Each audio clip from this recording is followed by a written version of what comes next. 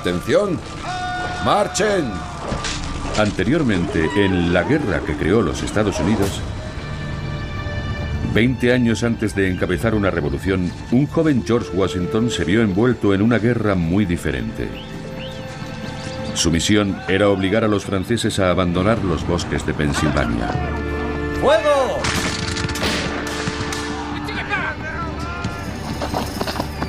Pero los indios, la tercera fuerza en este conflicto, tenían sus propias motivaciones.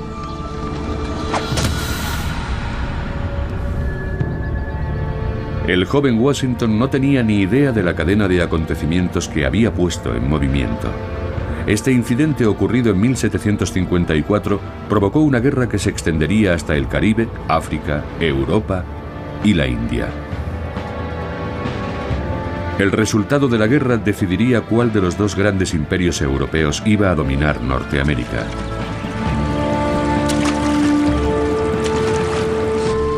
Y en medio de este conflicto estaban los indios.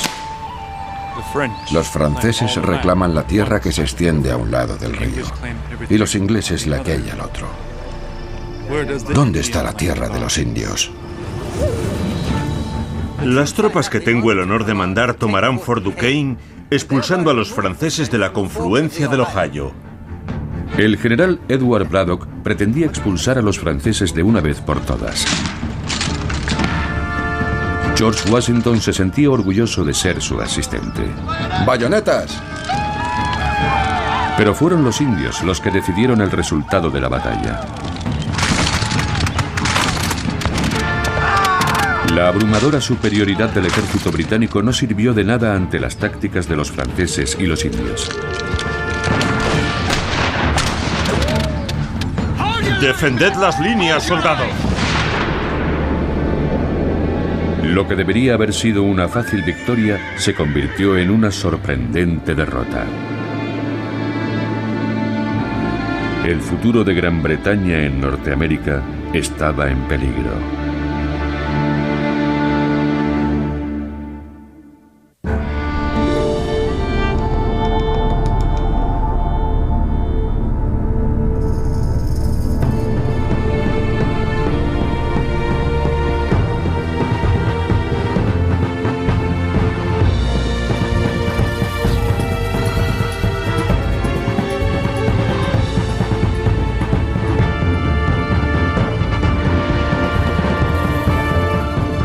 La guerra que creó los Estados Unidos. Segundo episodio. Aliados improbables.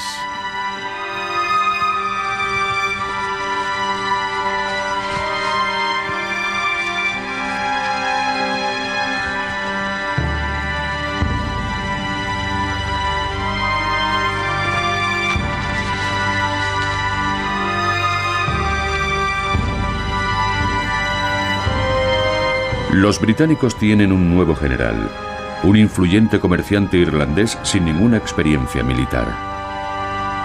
Pero William Johnson tiene otras cualidades: un sólido conocimiento de las culturas y la política nativas y una estrecha amistad con el jefe Mohawk Teyanaguin.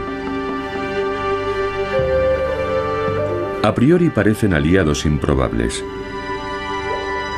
pero ambos son inconformistas, y a ninguno de los dos le asusta sumergirse en la cultura del otro. Teyanaguin ha viajado a Nueva York, Boston e incluso a Londres, y ha adoptado el sobrenombre de Jefe Hendrik.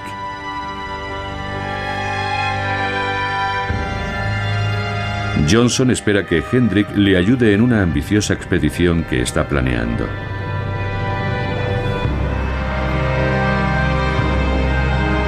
En años recientes, los franceses han pasado de Canadá a territorios que los británicos consideran suyos.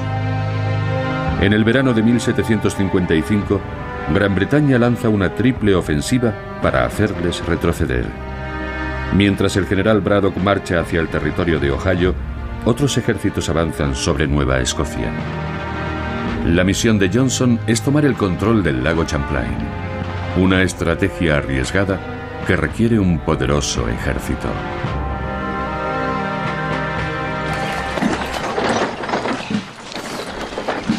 Antes del desastre, Braddock tenía a su mando a 2.200 soldados británicos. El ejército de Johnson no tiene a ninguno. Johnson necesita indios e invita a su casa a representantes de las 6 naciones iroquesas para celebrar un consejo.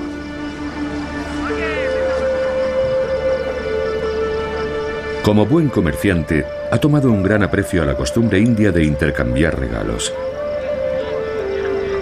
Y para esta ocasión ha gastado una pequeña fortuna en presentes. La asistencia no le decepciona. 1.100 indios se presentan para oír lo que aquel británico tiene que decir. Escuchad. Johnson intenta convencer a los delegados de que los británicos están allí por el bien de los indios. Hermanos, el rey de Inglaterra ha enviado a este continente a un gran número de hombres armados, con grandes cañones y máquinas de guerra, para protegeros a vosotros y a todos sus súbditos de estos dominios de las afrentas y la invasión de los franceses. Johnson les recuerda la larga alianza entre las 6 naciones iroquesas y la corona británica.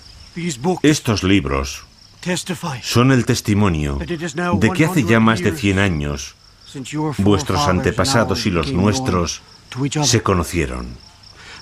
Esta alianza de afecto y amistad es el terror y la envidia de todos vuestros enemigos y de los nuestros.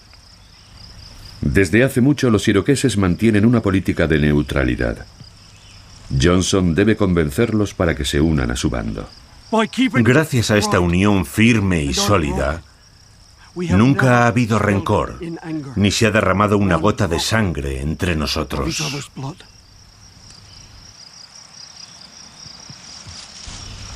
Johnson ha preparado wampum, cinturones de cuentas con flecos que portan mensajes de guerra o amistad.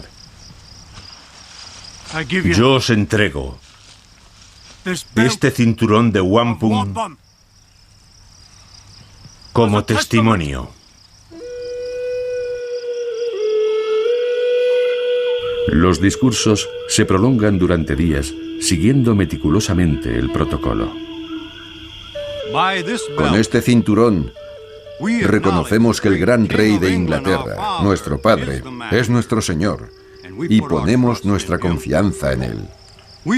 Reconocemos nuestros lazos con los ingleses y esperamos que cumpláis con vuestra parte, igual que nosotros cumpliremos con la nuestra.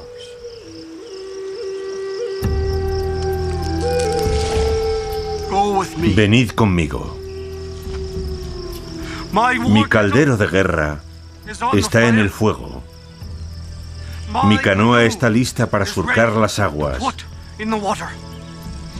Mi rifle está cargado, mi sable cuelga de mi costado. Deseo y espero que ahora vosotros empuñéis el hacha.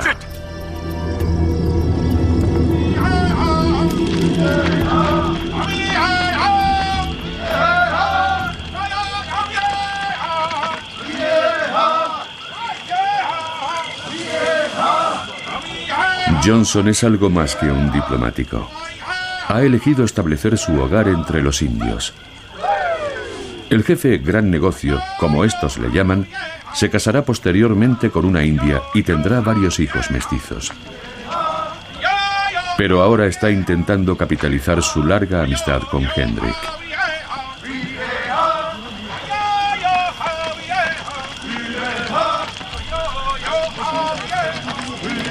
Durante días agasaja a los delegados de las 6 naciones: Mohawk, Onondaga, Oneida, Cayuga, Seneca y Tuscarora.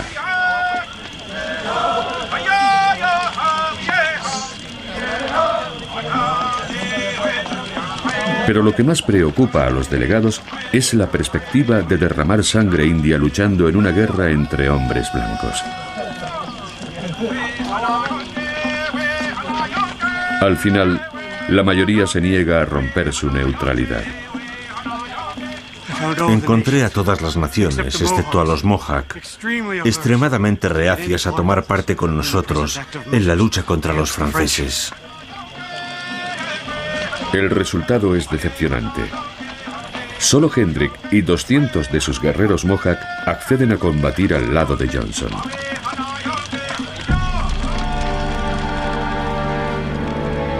Johnson conduce a sus escasas fuerzas hasta un campamento cercano a la base del lago que los franceses llaman Saint-Sacrement y que Johnson rebautiza como Lago George, en honor del rey británico.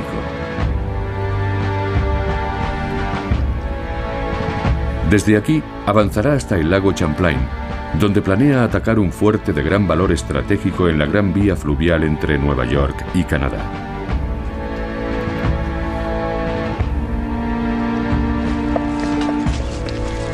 Sus fuerzas están formadas por los 200 guerreros Mohawk de Hendrik y 3.000 hombres reclutados en las colonias. A los pocos días de su llegada, Johnson ordena a Hendrik que avance con un destacamento de guerreros y colonos para reforzar su posición ante los franceses.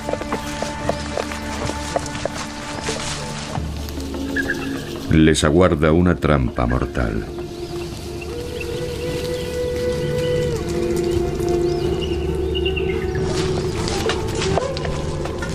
Los Mohawk canadienses, aliados de los franceses, no quieren derramar sangre de sus hermanos Mohawk de Nueva York. Uno de ellos intenta advertir a Hendrik del peligro que corren. Por un momento, ambos apelan a su sangre Mohawk para no enfrentarse en una guerra de hombres blancos.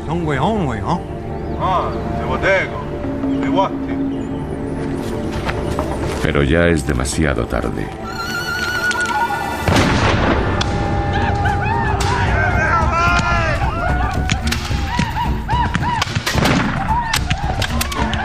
En apenas unos minutos, Hendrik, 30 de sus guerreros y 150 colonos han muerto.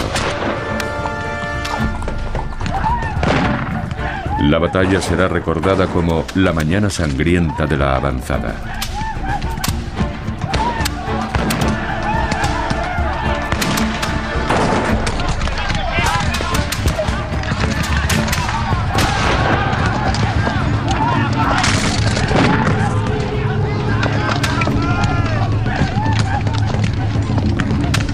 Los supervivientes corren casi 7 kilómetros hasta el campamento, donde Johnson, que nunca ha entrado en combate, está organizando a toda prisa la defensa.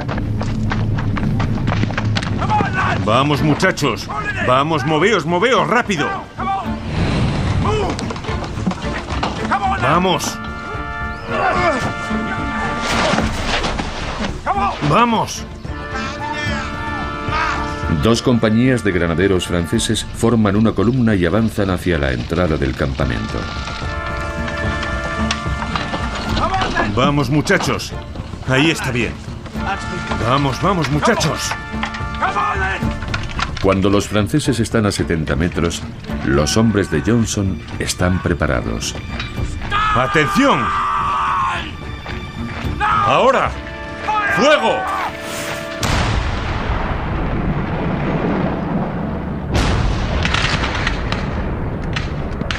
El combate se prolonga hasta el final del día.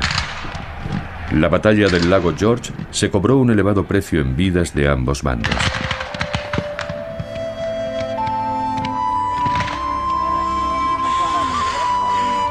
Los hombres de Johnson han conseguido obligar a los franceses a retirarse, pero en el campamento no se respira un clima de victoria.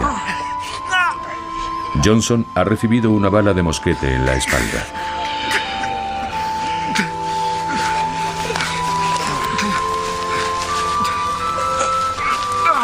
Los Mohawk regresan a sus campamentos a honrar a sus muertos.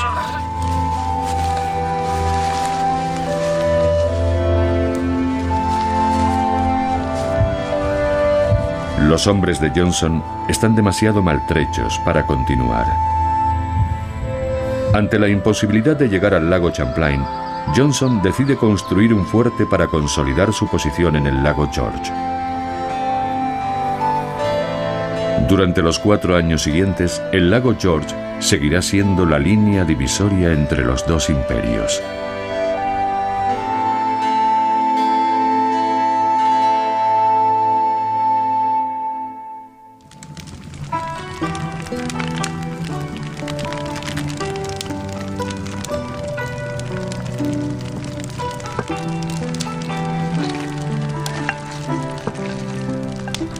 En la década de 1750, el peligro acecha en las tierras salvajes de Pensilvania, tanto a los colonos como a los indios.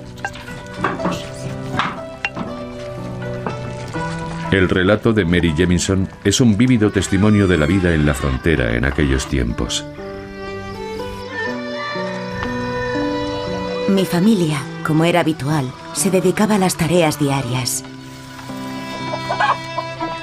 Padre estaba terminando el mango de un hacha. Mis 2 hermanos mayores trabajaban junto al granero. Un vecino se había llevado nuestro caballo para transportar un saco de grano. Madre estaba preparando el desayuno con mis hermanos pequeños.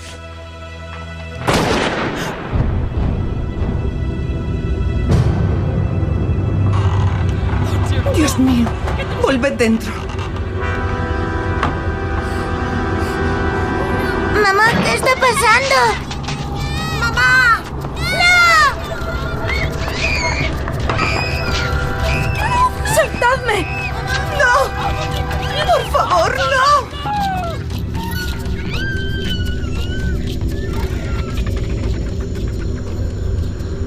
Durante años, los indios y los blancos habían convivido en estas tierras como vecinos, a veces como amigos, otras veces no. Ahora son enemigos.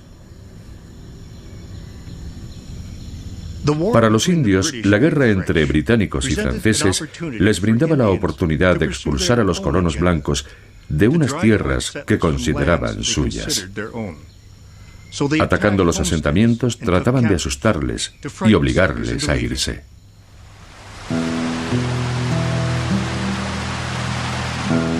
Pero había otra razón.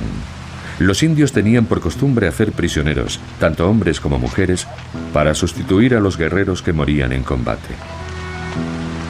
Y ahora que la guerra franco-india se estaba cobrando muchas más vidas, la necesidad de cautivos era cada vez mayor. El grupo que nos capturó estaba formado por 6 indios y 4 franceses. Caminamos hasta la caída del sol, sin un bocado de comida ni un sorbo de agua.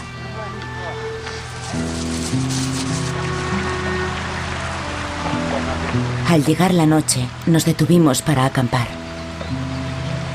En cuanto hube terminado la cena, un indio me quitó los zapatos y las medias y me puso un par de mocasines en los pies mientras mi madre observaba.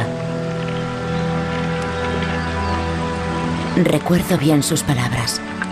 Mi querida y pequeña Mary, temo que ha llegado el momento de despedirnos para siempre. Creo, hija mía, que a ti te perdonarán la vida, pero a nosotros nos van a matar en este desolado lugar. Ten cuidado y no olvides la lengua inglesa.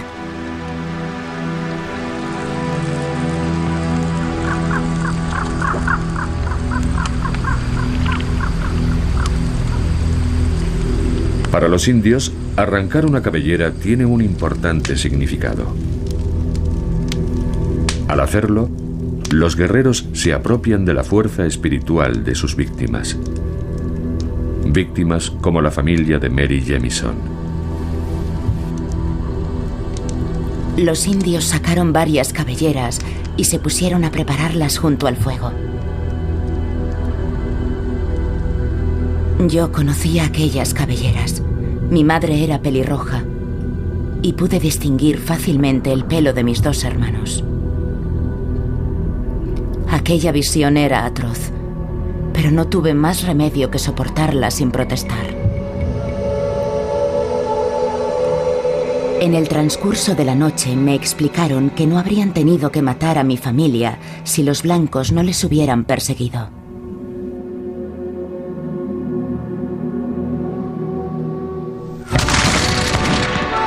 ¡Fuego! ¡Carguen!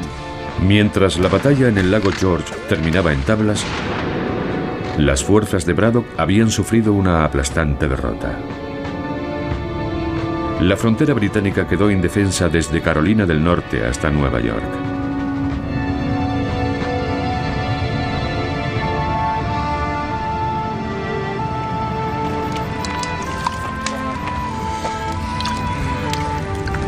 La defensa de este peligroso territorio es entonces encomendada a un regimiento de Virginia compuesto exclusivamente por colonos. A su mando está George Washington, quien con tan solo 23 años está aprendiendo a ser un verdadero líder. Su misión es imposible de cumplir. No tiene hombres suficientes para defender una frontera tan extensa. Washington se queja al gobernador de Virginia de que sus tropas no reciben el apoyo que merecen. Señoría, podéis ver a qué infortunadas condiciones nos vemos reducidos estos desesperados habitantes y yo mismo. La aflicción en que está sumida la población, las escasas esperanzas de obtener ayuda, el grave abuso al que están sometidos los oficiales en general, y que se refleja en mí en particular. Washington tiene la intención de entrenar a sus hombres para que respondan como soldados regulares británicos, y abriga la esperanza de ser recompensado algún día con un nombramiento real. Pero teme que esto nunca llegue a ocurrir. La lejana perspectiva de alcanzar algún honor y reputación en el servicio me hace lamentar la hora en que recibí esta misión. Y me induciría, de encontrarnos en otra coyuntura diferente a esta, de inminente peligro, a renunciar sin dudarlo. Pues de esta misión no espero obtener jamás el menor honor o beneficio.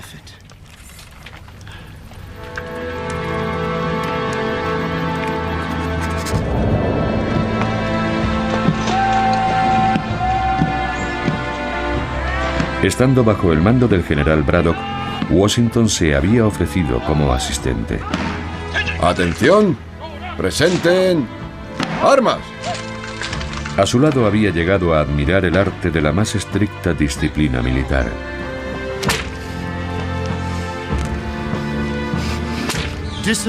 La disciplina es el alma de un ejército. De unos pocos hace una fuerza formidable, brindando el éxito a los débiles y la estima a todos los hombres. Washington está convencido de que la disciplina convertirá a su regimiento en una unidad militar de élite.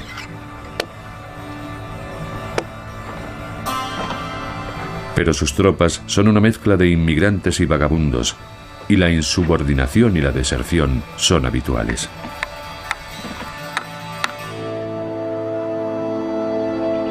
¡Presenten armas! ¡Descansen! ¡Armas! ¡Desenvainen bayonetas! ¡Armen bayonetas! Washington captura a 2 desertores y decide enviar un mensaje a sus tropas haciendo de su castigo un espectáculo público.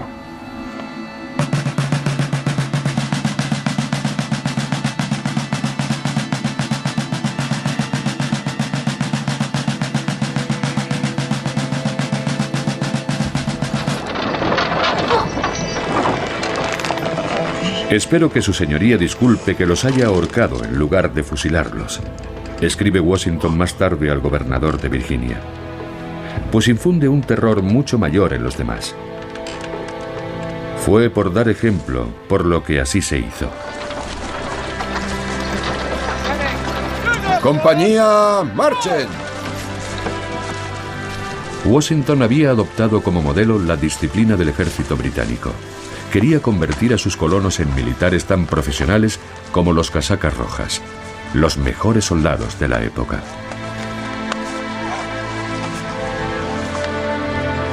Pero no todos tenían esa misma ambición. A diferencia de Washington, los oficiales de Nueva Inglaterra no admiraban las prácticas disciplinarias del ejército británico. Les preocupaba el hecho de que, si eran puestos bajo mando directo de los británicos, podrían ser azotados o colgados.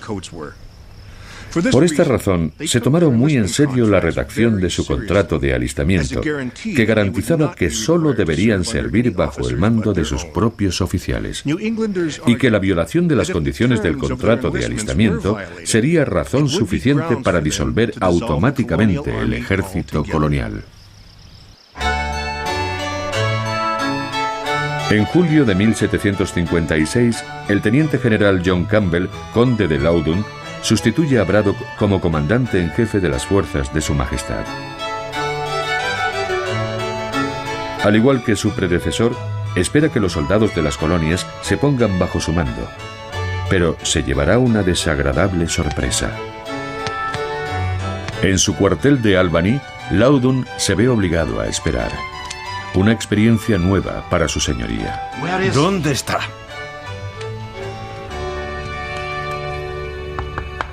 Loudon ha convocado al jefe de las fuerzas coloniales, el general de división John Winslow, para pedirle explicaciones sobre la obstinación de las tropas de Nueva Inglaterra. Deseo que me diga claramente si las tropas reclutadas en las provincias y colonias de Nueva Inglaterra y armadas con las armas de Su Majestad lucharán cumpliendo las órdenes de Su Majestad junto con las tropas británicas bajo el mando de mi persona, su comandante en jefe. Señoría, siempre estaré dispuesto a obedecer vuestras órdenes. Mis oficiales están dispuestos a pelear junto con las tropas de Su Majestad y a ponerse bajo las órdenes de su señoría, siempre que las condiciones de alistamiento establecidas sean respetadas y no alteradas en modo alguno. Cualquier alteración en los términos y condiciones del contrato de alistamiento dará como resultado la disolución del ejército. Lo único que disolvería el ejército sería la insubordinación de sus fuerzas. Eso es todo, señor. Buenos días. Señor.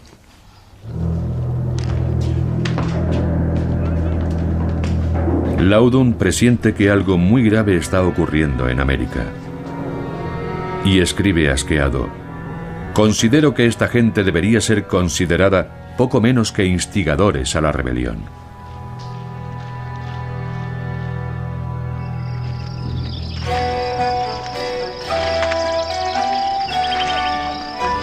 Los canadienses también tienen un nuevo general, Louis Joseph, marqués de Montcalm. Él también está teniendo problemas con las fuerzas que se supone que deben luchar a su lado.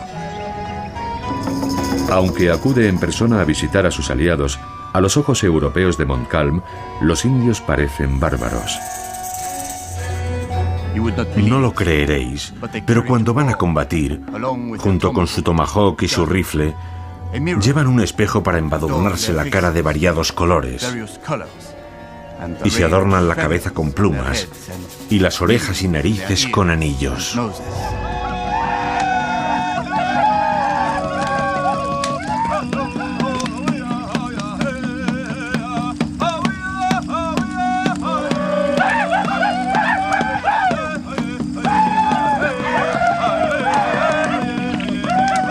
Mientras los iroqueses de Nueva York mantienen la neutralidad, los indios de Canadá son aliados de los franceses desde hace mucho y están más que dispuestos a ir a la guerra.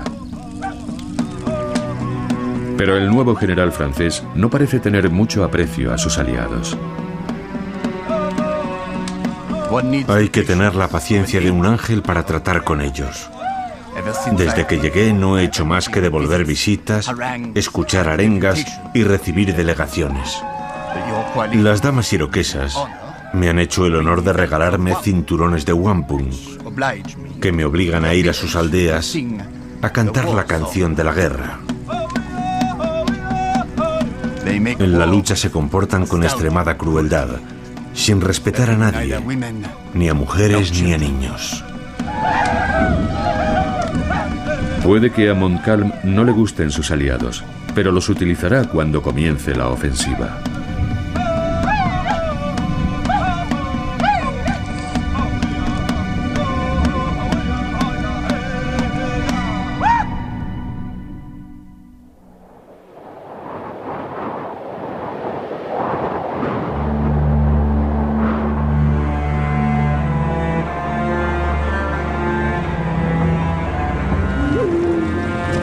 El viaje de Mary Jemison refleja lo que vivieron muchas cautivas.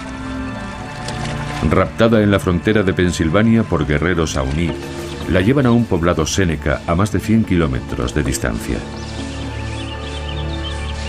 Estaba tan fatigada de tanto andar y tan entumecida por la humedad y el frío que pensé que en cualquier momento caería muerta. Pero junto al fuego empecé a restablecerme. Mi vestido estaba hecho jirones, estaba medio desnuda. Primero me quitaron la ropa. A continuación me lavaron y me vistieron por completo al estilo indio. Todas las mujeres del poblado vinieron a verme y comenzaron a gritar y a llorar amargamente, retorciendo las manos en la agonía del dolor por sus parientes perdidos.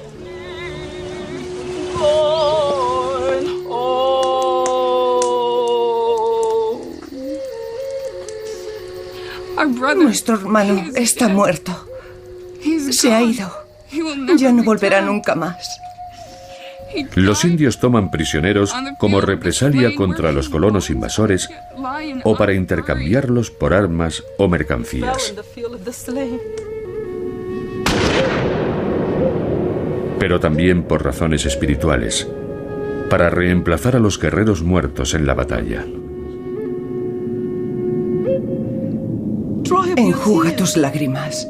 Su espíritu ha visto nuestro dolor y nos ha enviado como ayuda a esta mujer. Daikewamis ha venido y le damos la bienvenida. Ocupará en nuestra tribu el lugar de nuestro hermano. Me acogieron como a una hermana. Me llamaron Daikewamis, que significa 2 voces que caen.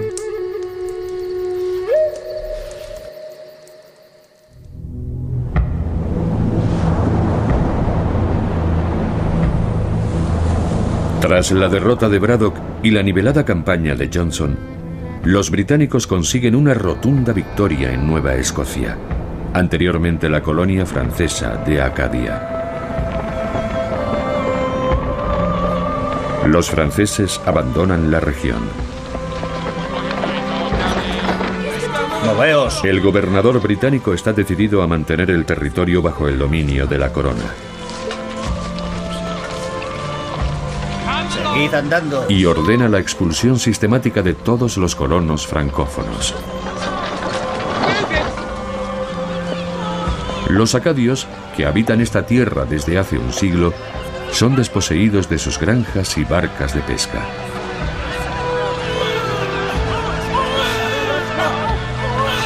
Aldeas enteras quedan desiertas y sus pobladores son empujados hasta la costa por la fuerza.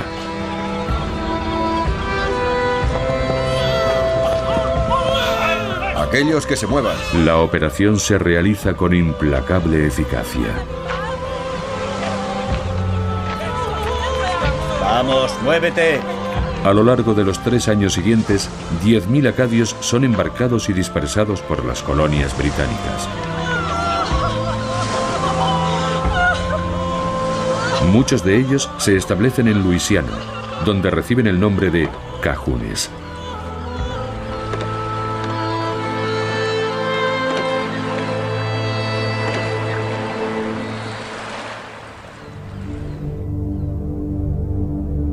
Pero al año siguiente, Gran Bretaña sufre un gran desastre cuando intenta expulsar a los franceses de Fort Niagara.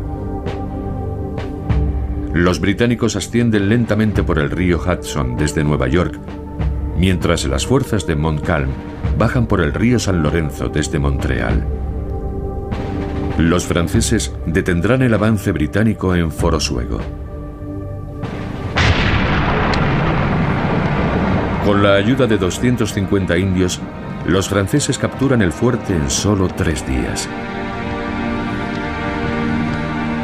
Después de la batalla, los indios toman sus trofeos de guerra.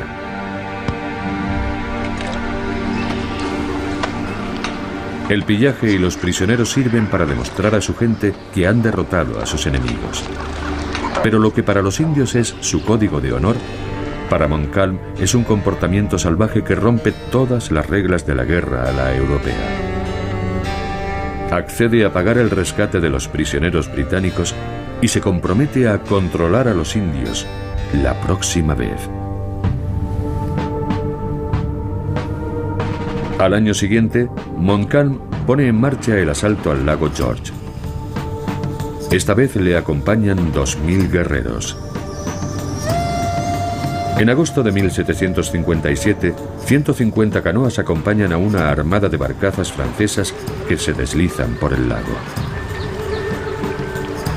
Es un ejército formidable.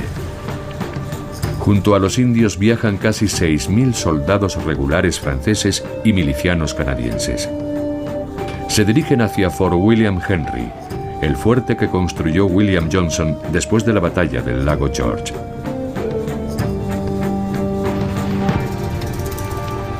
Durante la noche del 2 de agosto, los vigías del fuerte ven 3 grandes hogueras a varios kilómetros de distancia.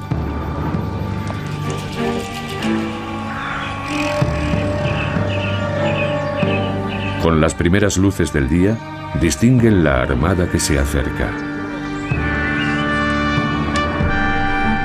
En el centro de la flota se pueden ver 30 pontones formados por barcazas amarradas entre sí con tablas.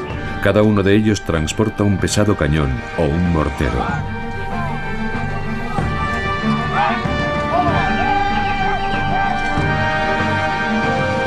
Los británicos pueden ver que Montcalm está estableciendo un campamento en la orilla del lago. Pero lo que aún no saben es que otros 3.000 soldados han construido 2 campamentos más en los bosques. Uno junto al poblado de colonos cercano al fuerte y otro junto al fuerte mismo. Los británicos están rodeados. Para el comandante del fuerte, el teniente coronel George Monro, la situación es desesperada. Escribe a su superior, el general Daniel Webb, suplicándole que envíe más tropas. Sabemos que tienen artillería. No dudo que nos enviará refuerzos tan pronto como sea posible. El gran ejército francés que se acerca planea atacar el fuerte. Si no recibimos más tropas de Webb, solo podremos resistir unos pocos días. De repente nos hemos visto rodeados. Los franceses aún no han montado sus baterías, pero los indios han estado disparándonos desde el bosque todo el día.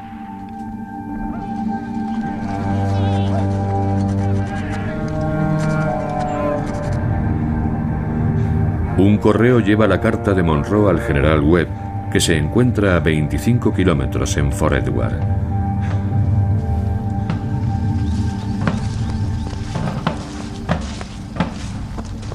Mientras tanto, ambos bandos se preparan para un asedio clásico al estilo europeo. Ondeando una bandera roja de tregua, el ayudante de Montcalm, Louis-Antoine de Bougainville, se acerca a Fort William Henry.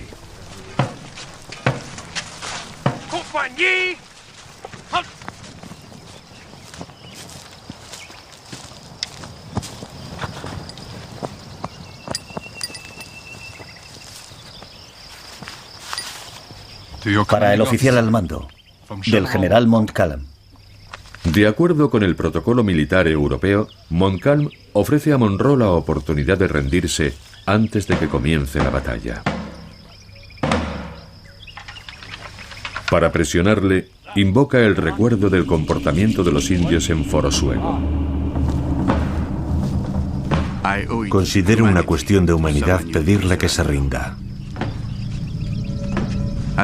Por ahora, puedo obligar a los nativos a respetar los términos de una capitulación, lo que probablemente no estará en mi mano bajo otras circunstancias. Exijo una respuesta firme en el plazo de 1 hora. Exige una respuesta firme en el plazo de 1 hora.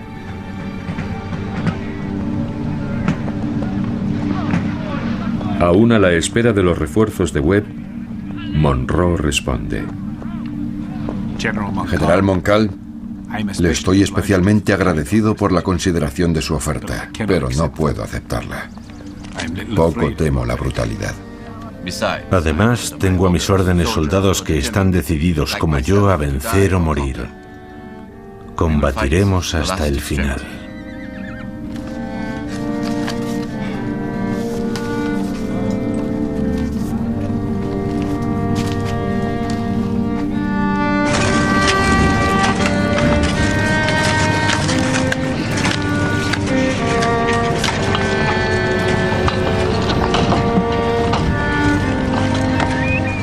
Montcalm necesita situar su artillería a la distancia de tiro adecuada. Así que ordena a sus tropas la excavación de trincheras. 500 hombres trabajan sin descanso durante 3 días, abriéndose camino hacia el fuerte.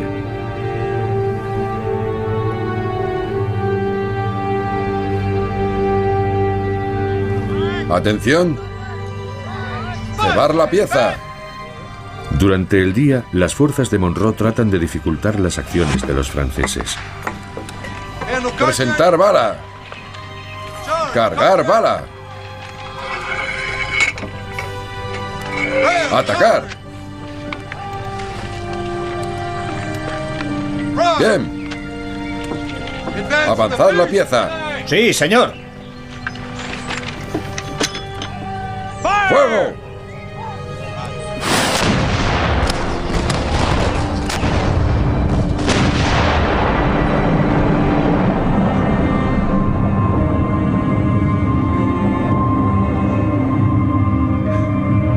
Monro sigue esperando noticias de los refuerzos en cualquier momento. Por fin, el general Webb envía al correo de vuelta con su respuesta.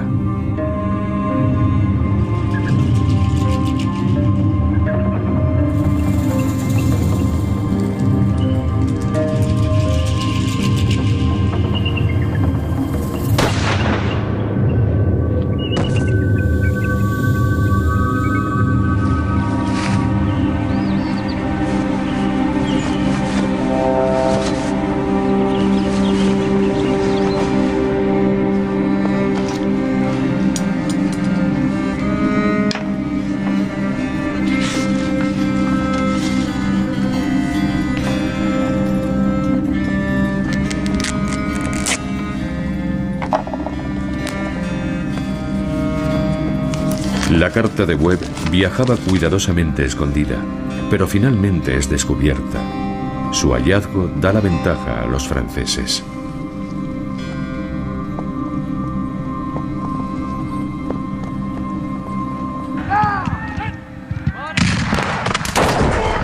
La mañana del 6 de agosto, las operaciones se inician como los 2 días anteriores. Los británicos dirigen su fuego contra el avance francés. Pero los cañones de Montcalm ya tienen el fuerte a su alcance. Esta vez, los franceses responden con una descarga cerrada de sus cañones y morteros.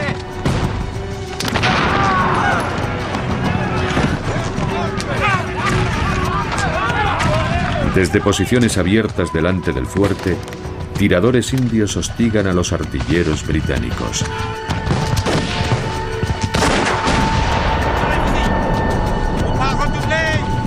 ¡Fuego!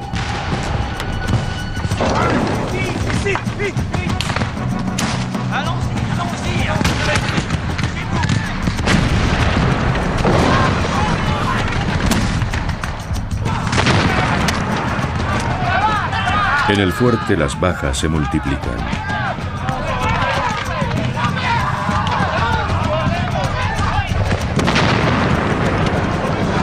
El fuego de la artillería francesa es devastador.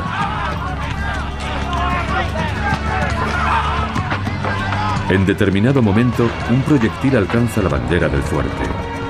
Cuando un carpintero que intenta volver a alzarla es abatido, a ninguno de los dos bandos se le escapa el simbolismo del hecho.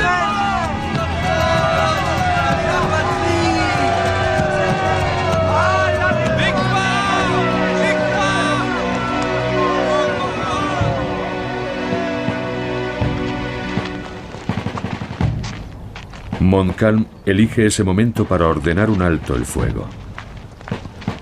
Una vez más envía a Bougainville al fuerte para proponer la rendición a los británicos.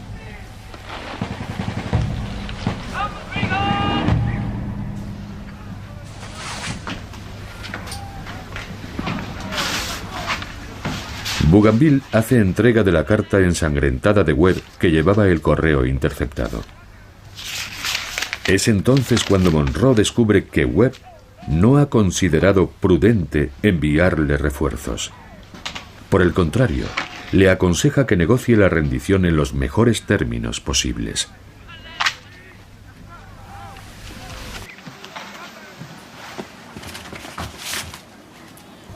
Del general Montcalm.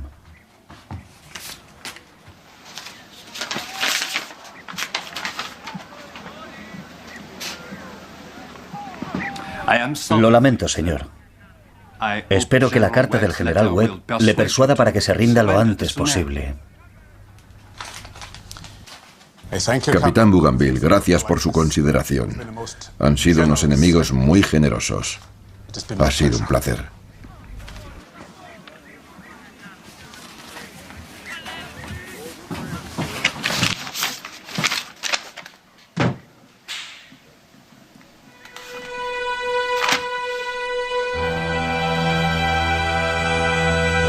Avanzar la pieza. ¡Fuego!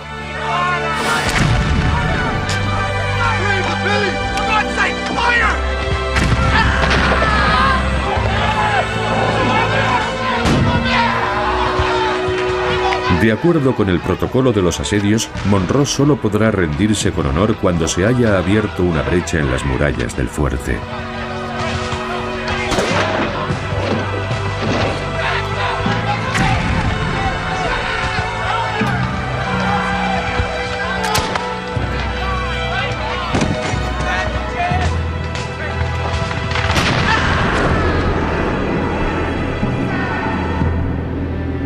Ante el grave deterioro de las defensas, el ingeniero del fuerte informa a Monro de que las estructuras no resistirán mucho más.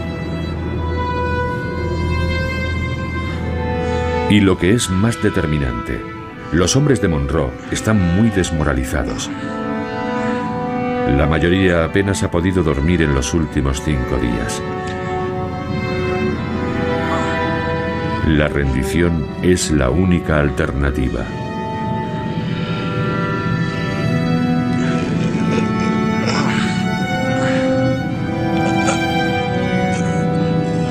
Montcalm establece los términos de la rendición para evitar que se repita lo sucedido en Forosuego el año anterior.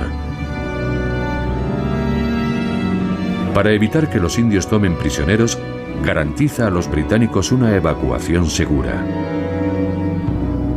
Los pertrechos y suministros irán a Canadá. Los británicos conservarán sus efectos personales. Y los indios podrán llevarse lo que quede.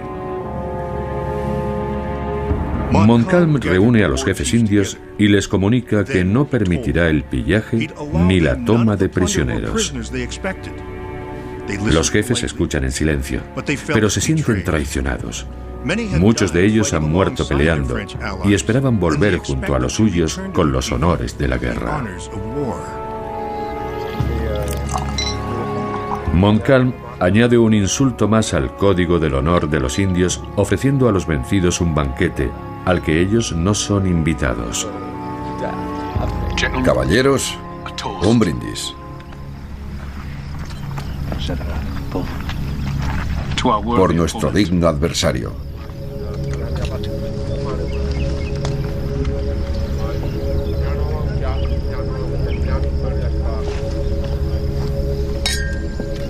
Los británicos agasajan a los oficiales franceses con un impresionante despliegue de exquisitos platos, regados con vino y cerveza.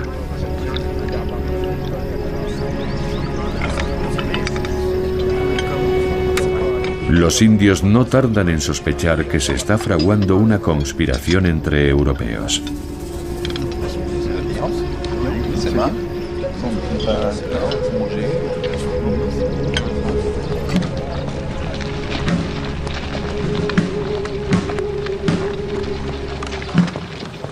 El 10 de agosto, al amanecer, las tropas regulares británicas emprenden la marcha escoltadas por granaderos franceses. Les sigue una larga y caótica columna de soldados coloniales y civiles.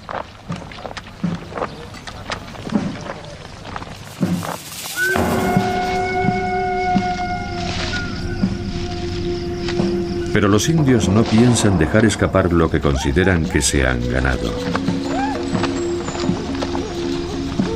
Los salvajes nos rodearon e incluso se llevaron mi caballo, que había cedido para tirar del cañón. Los franceses nos habían aconsejado que no nos enfrentáramos a los salvajes. No abran fuego, caballeros. No ofrezcan resistencia. Entreguen sus efectos. Entreguen sus efectos, caballeros. No ofrezcan resistencia. Les entregamos todo sin resistirnos. Nos quitaron nuestros gorros y sables y después la ropa. Este inesperado comportamiento, tan contrario a los términos de la rendición, provocó un gran pánico entre las tropas que no sabían cómo terminaría aquello. Pero los soldados que marchaban en vanguardia no sufrieron lo que ocurrió a continuación.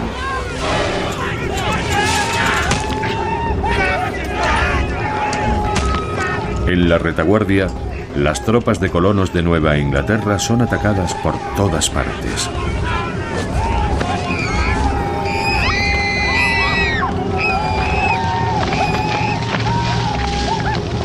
La matanza, el arrancamiento de cabelleras y el pillaje duran apenas unos minutos.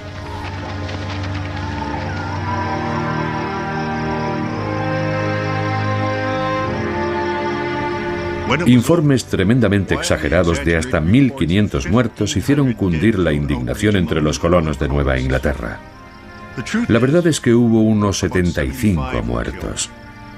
De los 500 prisioneros, muchos regresaron tras el pago de un rescate. La mayoría de los indios volvieron a sus poblados con las manos vacías, amenazando con abandonar a los franceses. Lo que debía haber sido una rotunda victoria deja a Canadá sumida en la crisis. Porque si los franceses no son capaces de mantener su alianza con los indios, no podrán ganar la guerra por Norteamérica.